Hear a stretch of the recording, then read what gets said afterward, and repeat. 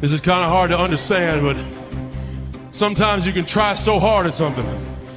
Sometimes you can be so prepared and still fail. And with every time you fail, it's painful. It causes sadness. Understand, my friend, is that you're supposed to fail. You're supposed to fail because failure is the stepping stone to success. It's not just cliche, because failure is an experience that lends to wisdom that ultimately makes you a stronger version of yourself. Self-love, rebuilding self, seeing to it that you spend enough personal and alone time to seek higher levels of self. What is the next level of you? Remember, whenever one door closes, there is another door waiting for you. Don't second guess yourself, and don't be so afraid of failing that you create excuses instead of producing results.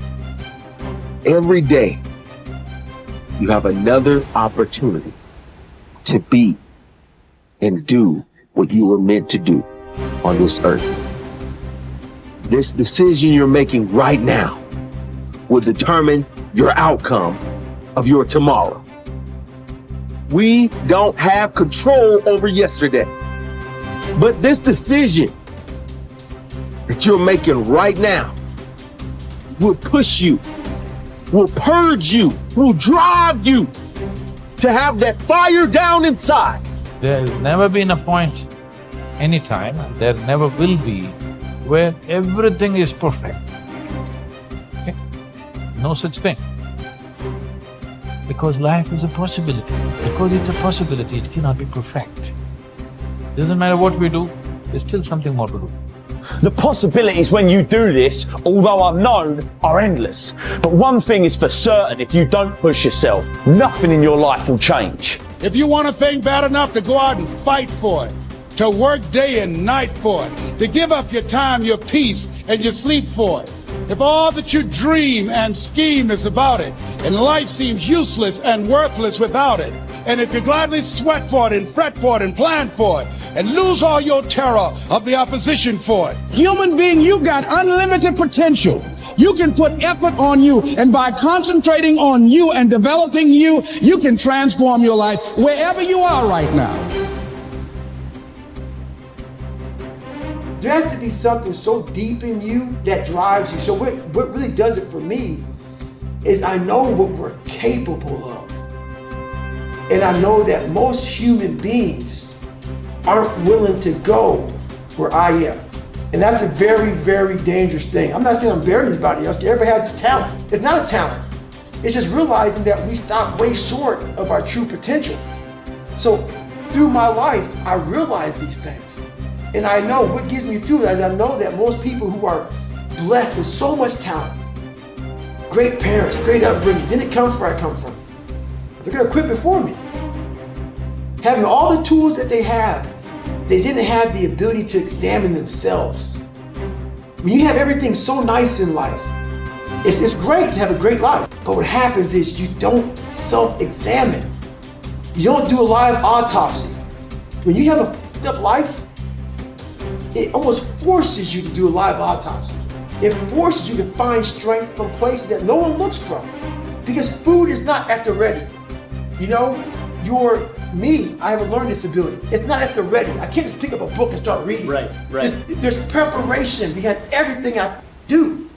There's everything I do has to come with so much preparation. It's despicable. It makes me sick. My own personal life makes me sick. That's why I'm so disciplined now. Without my self-discipline, there is no David Goggins. Like, I can't stop reading. I won't be able to read tomorrow. I will lose it that fast. I cannot stop going to the gym. My mind is set up in a spot where, hey, the second I stop, it wants to stop. Because I had a quitting mind growing up. When you get beat the shit out of you all the time, your mind wants to go to that nice spot where you're comforted, where you're not trying, where shit is easy. That's where your mind, it doesn't want to think. You have all these things in the mind, and the mind can only absorb so much.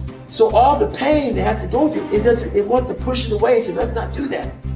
So every day I'm fighting where the mind wants to go. So it's a constant evolution, man. There isn't a better way to live your life. There's no right way and wrong way. There is only the way that gives you more energy. There is only the way that gives you fulfillment.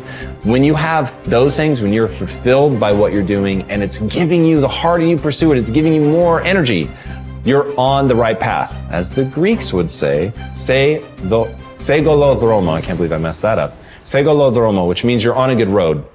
And that's what I want people to understand. Like, yes, I preach a very specific path, but I don't think that it is a universal path.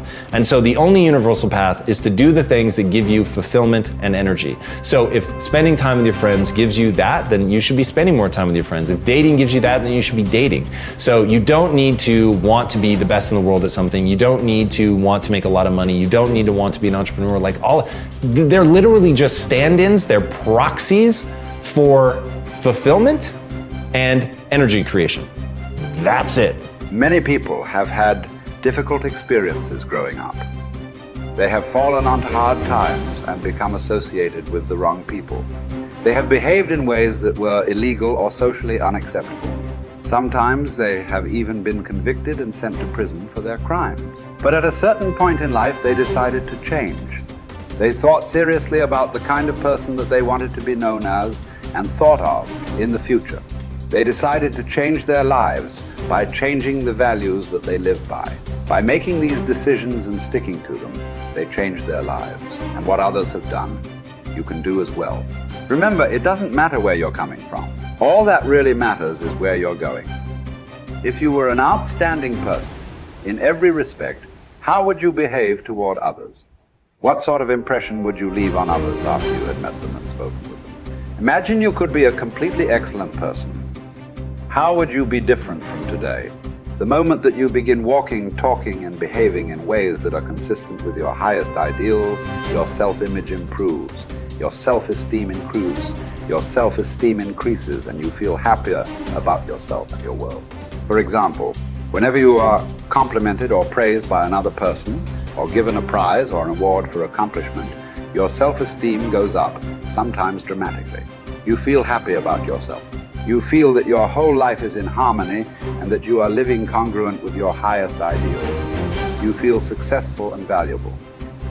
Your aim should be to deliberately and systematically create the circumstances that raise yourself. Esteem in everything you do. You should live your life as if you were already the outstanding person that you intend to be sometime in the future. Decide today to be a man or woman of honor. Resolve to tell the truth and to live in truth with yourself and others. Crystallize your values in each area of your life. Write them down. Think of how you would behave if you were living consistent with those values and then refused to compromise them for any reason. Once you accept complete responsibility for your life and for everything that happens to you, and then create an ideal picture of your perfect future and clarify your values, you are now ready to begin setting clear, specific goals in every area of your life. You are now on the launching ramp and ready to take off toward the stars. You have to work on yourself. You have to have an unstoppable attitude, and no excuse is acceptable. And you've got to make it a priority, a non-negotiable in your life, and hold a constant vision of what it is you want to achieve. See it accomplished and go all out. Find a way to win in spite of the setbacks, in spite of the disappointments, in spite of your failures. I tell people when I'm giving presentations, you will fail your way to success. I have a saying, is life knocks you down, try and land on your back, because if you can look up, you can get up.